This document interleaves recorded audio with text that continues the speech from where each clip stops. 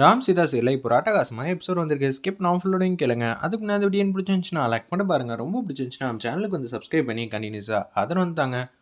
நம்ம ராம் வந்து சீதா முன்னாடி நிற்கிறாங்க. பாஸ், யார் தப்பு பண்ணியிருக்காங்களோ அவங்கள தூக்கி உள்ள வைங்க பாஸ், நான் ரொம்ப ஆர்வமாக இருக்கேன்னு அர்ச்சனாவும் சுபாஷும் வந்து விடவெடுத்து போயிடுறாங்க. அந்த இடத்துல எதுவுமே பேசாமல் சீதா கையில் வந்து விலங்கு வந்து போட்டுட்டாங்க. பாஸ் என்ன பண்ணுறீங்க அப்படின்னு சொல்லி சீதா வந்து கேட்குறாங்க. தப்பு பண்ணது யாரோ அவங்க மாட்டிக்கிட்டாங்க, அவங்கள வந்து கூட்டிகிட்டு போதான் நான் இப்போ வந்திருக்கேன் அப்படின்னு சொல்லிடுறாங்க. நம்ம ராம் என்ன ஆதாரம் பேரில் வந்து நீங்கள் சீதா வந்து அழைச்சிட்டு போகிறீங்கன்னு தெரிஞ்சுக்கலாமா அப்படின்னு சொல்லி அந்த இடத்துல வந்து நம்ம ராஜசேகர்லேருந்து எல்லாரும் கேட்குறாங்க. சொல்ல வேண்டிய அவசியம் இல்லை, எதுவாக இருந்தாலும் ஸ்டேஷனுக்கு வந்து பேசிக்கங்கன்னு சொல்லிட்டு சீதாவை கூட்டிகிட்டு வாங்கன்னு சொன்னோன்னே வேற ஒரு ஜீப்பில் வந்து சீதாவை வந்து கூட்டிகிட்டு போயிட்டு இருக்காங்க. சீதா வந்து மனசு உடைஞ்சு போகிறாங்க. அந்த இடத்துல அர்ச்சனா வந்து என்ன ஆச்சுங்க, நம்ம 2 பேரும் சேர்ந்து தான் அந்த மாதிரி பண்ணோன்னு பார்த்தா என்ன சீதா வந்து மாட்டிக்கிட்டா, உண்மையிலே சீதா தான் வந்து பிரச்சனை பண்ணிட்டா, மகா அனுப்பிச்சு வச்சிருந்ததுன்னா கல்பனா எதுக்கு என்கிட்ட மிரட்டி காசு வாங்குறா, சின்ன வயசுலேருந்து என்கிட்ட இருந்து ஏமாற்றி எல்லாமே பிடிங்கிக்க வேண்டியது 2 கோடி ரூபானா சும்மாவா, தூக்கியா கொடுக்க முடியும் அப்படின்னு சொல்லி யோசிச்சுட்டு இருக்காங்க நம்ம அர்ச்சனா. கல்பனாவுக்கு ஃபோன் பண்ணுறாங்க. ஏ கல்பனா, என்ன நினச்சிக்கிட்டு இருக்க, சீதா வந்து கைது பண்ணியிருக்கான் நம்ம ராம், அப்படி இருக்கும்போது நீ அனுப்பிச்சு வச்ச ஆளுங்களா எதுவுமே பண்ணலையா, அப்போ நான் எதுக்கடி என்கிட்ட போய் சொல்லி பணம் வாங்குறியா அப்படின்னு சொல்லி கேட்டானே.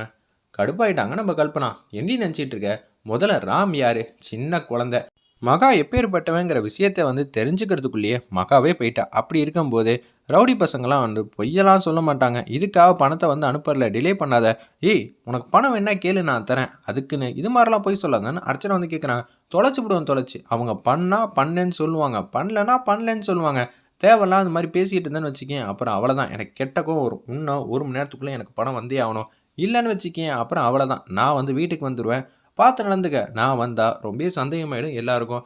உனக்கு இப்போ சீதா வந்து கைதானா சந்தோஷம்தான் பண்ணணும், வருத்தப்பட்டுட்டு இருக்க, மகாவோட ஷேரும் சீதாவோட ஷேரும் சேர்ந்து இப்போ உன் பேரில் வந்துச்சுன்னா எவ்வளோ % ஷேராக இருக்கும், சுபாஷ்லேருந்து எல்லாத்தையும் சேர்த்தா உன்கிட்ட 75% ஷேர் வந்துடும், பார்த்து நடந்துக்க, இதில் வந்து எதுவுமே தெரியாமல் பேசிகிட்டு இருக்க அப்படின்னு சொல்லிட்டு ஃபோனை வச்சிடுறாங்க. சுபாஷ் வந்து அந்த ரவுடிக்கு வந்து ஃபோன் அடிக்கிறாங்க. என்னடா நினச்சிக்கிட்டு இருக்க, பொய் மேலே போய் பேசிகிட்டு இருக்க, நீ வந்து தப்பு பண்ணவே இல்லை, என் அண்ணன் பையன் வந்து கண்டுபிடிச்சிட்டான்டா, சீதா தான் இது மாதிரி கோவத்தில் வந்து இது மாதிரி அவசரப்பட்டு முடிவு எடுத்துட்டா, என்ன உன்ன மாதிரி தானே உன் அண்ணன் பையனும் முட்டாளாக தானே இருப்பான், மரியாதையாக வந்து இன்னும் 1 மணி நேரத்தில் எனக்கு பணம் அனுப்பிச்சுவே, இல்லைன்னு வச்சுக்கேன் நைட்டு நீ இருக்க மாட்டேன், பரவாயில்ல பார்த்துக்கலாம்யா அப்படின்னு சொல்லி கண்ணாமண்ணான்னு திட்டிட்டு ஃபோனை வந்து வச்சிடுறாங்க.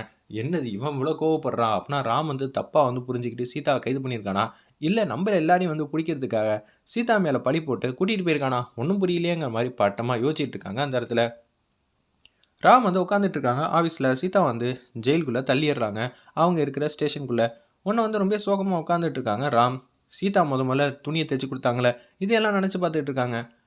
ராஜசேகராக இருக்கட்டும், சேதுராமன், துரை, சத்யன் எல்லாரும் வந்து மாதம் வந்து கார் எடுத்துகிட்டு வந்துகிட்டு இருக்காங்க. ராங் என்ன நினச்சிக்கிட்டு இருக்கான், அவன் மனசில் பெரிய அதிகாரியாக இருந்தா ஏன் மருமகளே வந்து தூக்கி உள்ளே வைப்பானா, அவனை உண்டுலன்னு ஆக்குறேன், இன்றைக்கி அப்பனா புள்ளியாங்கிற விஷயத்தை வந்து மோதி பார்த்துடலாங்கிற மாதிரி உச்சக்கட்ட கோவத்தில் வந்து ஸ்டேஷனுக்கு வேகமாக கார் ஓட்டிகிட்டு வந்துகிட்டு இருக்காங்க. அந்த இடத்துல ஒட்டுமொத்த ஃபேமிலியும் பெரிய பெரிய அதிகாரிகள்லாம் வராங்க. நீ ரொம்ப பெரிய மனசுக்காரையா, இது மாதிரி சுச்சுவேஷனில் எதுக்குடா இந்த தொழிலுக்கு வந்தோம், இந்த வேலைக்கு வந்தோம் தான் எல்லாருக்கும் தோணும், ஆனால் உன் மனைவியே வந்து கைது பண்ணியிருக்க, தப்பு செஞ்சுருந்தாங்கன்னா தண்டனை வாங்கித்தாங்க, தப்பு செய்யலைன்னா யார் குற்றவாளின்னு கண்டுபிடிங்க சரிங்களா அப்படின்னு சொல்கிறாங்க. சரி சார் நான் பார்த்துக்கிறேன், உங்களை நினச்சா எனக்கு ரொம்ப பெருமையாக இருக்கிறான் அப்படின்னு சொல்லிட்டு எல்லோரும் வந்து போயிட்டுருக்காங்க. சேதுராமன்லேருந்து எல்லோரும் வந்து மாதம் வராங்க. எதை அடிப்படையில் விசாரிக்காமையே சீதா தான் குற்றவாளி நிரூபித்து காட்டினீங்க அப்படின்னு சொல்லி சேதுராமன் வந்து கண்ணாப்னான்னு கேட்குறாங்க. டே ராம், உனக்கெல்லாம் அறிவே இல்லையா, என் மருமகளை வந்து தூக்கி உள்ளே வச்சிருக்கேன்னு சொல்லி கண்ணாப்னான் ராம வந்து வறுத்தெடுக்கிறாங்க. சத்யன் வந்து கேட்குறாப்புல, சீதா வந்து தப்பே பண்ணாத அப்பாவி, அவ்வளோ பிடிச்சி வந்து இது மாதிரி உள்ளே வச்சிருக்க அப்படின்னு கேட்டோன்னா ராஜசேகர் வந்து கடுப்பாய் கண்ணாப்னான் ராம திட்டுறாங்க. நீங்கள் இத்தனை மாதம் வந்து என் பொண்ணு கூட சேர்ந்து வாழ்ந்துருக்கீங்க, அது கூட உங்களுக்கு தெரியலையா, சீதா எப்பேற்பட்டவனு, புழு பூச்சிக்கு கூட வந்து துரோகம் செய்ய மாட்டா சீதா, அப்படி இருக்கும்போது அவளை தூக்கி உள்ளே வச்சுருக்கீங்க, என்ன நினச்சிட்டு இருக்கீங்க, முதல்ல இது எல்லாம் உங்கள் வீடு கிடையாது, இது ஸ்டேஷன், ராம் வந்து IPS அதிகாரி, அதுக்கேற்ற மரியாதை வந்து கொடுக்கணும், பின்ன என் புள்ள என்னன்னு ஆயிடுவானா, என் மருமலை தூக்கி உள்ளே வச்சுருக்கான், என்ன நினச்சிட்டு இருக்க, முதல்ல என்ன ஆதாரம் இருக்குது அப்படின்னு சொல்லி கேட்குறாங்க. விசாரிக்காமல் தப்பு பண்ணாங்களா இல்லையான்னு கூப்பிட்டு வச்சு விசாரிக்கணும். பேசிக் நாலேஜ் கூட இல்லாமல் நீங்கள் மட்டும் பெரிய பதவியில் இருந்தீங்கன்னா என்ன வேணாலும் செஞ்சலாம் நினைக்கிறீங்களான்னு சொல்லி ஒரு பக்கம் சேதுராமனும் ராஜசேகரும் வறுத்தெடுக்கிறாங்க. என் அனுபவம் முன்னாடி உங்கள் பதவியெல்லாம் ஒன்றுமே இல்லை, நான் 30 வருஷமாக இன்ஸ்பெக்டராக இருக்கேன், எப்படி விசாரிக்கணும்னு முதல்ல தெரியுமா, என்ன ஆதாரம் இருக்குன்னு என் பொண்ணை வந்து உள்ளே வச்சுருக்கீங்க அப்படின்னு சொல்லி ராஜசேகர் கேட்டோன்னே கடைசியாக வந்து துப்பாக்கியில் கைரேகை வந்து செக் பண்ணோம். அது சீதா கைரேகை தான் இருந்துச்சு. அது என்ன பண்ணுறது, சீதா கைரேகை இருந்துச்சுன்னா அப்படி தான் இருக்கும். சீதா இது மாதிரி பண்ணாலா இல்லையா, சிலை உடஞ்சிச்சா இல்லையா, ஏயா இனியா நினச்சிக்கிட்டு இருக்க அப்படின்னு சொல்லி சேதுராமன் வந்து கண்ணாமலாம் திட்ட ஆரம்பிச்சிட்டாங்க நம்ம ராம. அவங்க அம்மா மேலே பழியை போட்டு திருட்டு பட்டம் கட்டி ஜெயிலுக்குள்ளே தள்ளுவாங்க. இதெல்லாம் நான் சீதா பார்த்து சும்மா இருப்பாளா, மகா தான் ஆரம்பத்துலேருந்து இப்போ வரைக்கும் தப்பு மேலே தப்பு பண்ணிகிட்டு இருக்கா. இது எல்லாம் நமக்கு எல்லாம் தெரிஞ்ச விஷயம்தான். அதுக்காக நீ இப்படி பண்ணிகிட்டு இருக்கியே, கைரேகை இருந்தது, இது எல்லாம் ஆதாரம் பூர்வமாக தான் நாங்கள் நிரூபித்து காட்டியிருக்கோம் அப்படின்னு சொல்லும்போது ராஜசேகர் கேட்குறாங்க, என்ன மனுஷியா நீ, கொஞ்சமாவது சோதனை போட்டு பார்க்க முடியா. இப்போ கைரேகை இருந்துச்சுன்னா அதே துப்பாக்கி எடுத்து கைரேகை படாமல் வேறு ஏதாவது தந்திரமான முறையில் யூஸ் பண்ணியிருந்தா சீதாவோட கைரேகை தானே இருக்கணும். விசாரணை பண்ணுறப்ப தெளிவாக ஆணிவேர் வரைக்கும் பார்க்கணும். ஆனால் நீ எதுவுமே பார்க்காம இருக்க. அதெல்லாம் உங்களுக்கு உண்மையை வந்து நிரூபிப்பேன். விசாரணை நான் இனிமேல் தான் பண்ணுவேன். அப்படி பண்ணுறப்ப எல்லா உண்மையும் வரப்போகுது. அப்படி வரப்போ உங்களை கூப்பிட்டு விட்றேன், நீங்கள் பார்த்துக்கங்கன்னு ராம் வந்து கெத்தா பேசுகிறாங்க. சத்தியன் வந்து கடுப்பாயிட்டாங்க.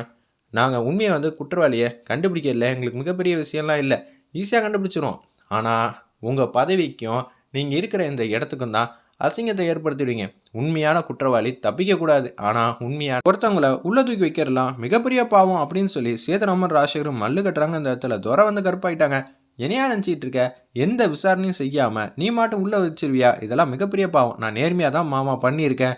என்னையா நேர்மை, தப்பே பண்ணாதவளை தப்பு பண்ணியிருக்கான்னு சொல்லி உள்ளே வைக்கிறது தான் நேர்மையா? இதான் உன் பதவிக்கு கொடுக்குற மரியாதையா, அந்தஸ்தா? கொஞ்சமாவது யோசிக்க மாட்டியா, சீதா இது மாதிரி பண்ணுவாளா மாட்டாளான்னு? உங்களுக்கெல்லாம் அப்புறமேட்டு புரிய வரும் அப்படின்னு சொல்லிட்டு அவங்க எல்லாரையும் போக சொல்லிடுறாங்க. உண்மை எல்லாம் வெளிச்சத்துக்கு வரதான் போகுது. அப்போ நீ சீதா மூஞ்சில் எப்படி முடிக்கிறேன் நானும் பார்க்குறேன் அப்படின்னு சொல்லிட்டு ஒத்துமொத்த ஃபேமிலியும் வெளியில் வராங்க. ராம் ஏன் இப்படி முடிவெடுத்தான்னு தெரியவே இல்லைங்கிற மாதிரி யோசிச்சுட்டு இருக்காங்க துறையிலேருந்து எல்லாரும்.